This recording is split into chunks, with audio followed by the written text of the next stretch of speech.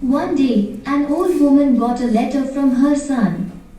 The son lived far away. The old woman could not read, so she waited in front of her house. When I see someone, I will call him. Then he will read the letter for me. Soon a warrior came. The old woman called him and gave him the letter. Please read this letter for me. The warrior took the letter and looked at it.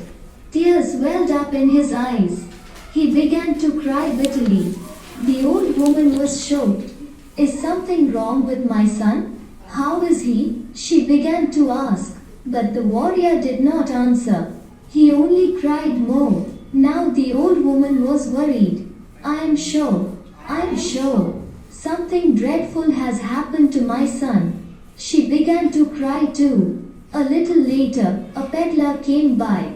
He saw the two crying.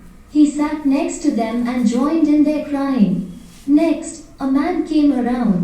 He saw the three of them crying loudly. What's the matter? He asked. The peddler was the first to answer. Just a year ago, I set out to sell some earthen pots.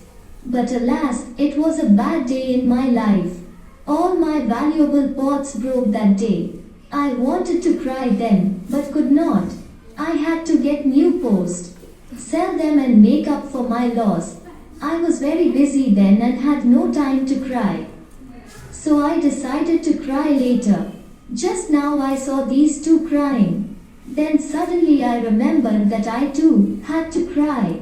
I decided to do it now.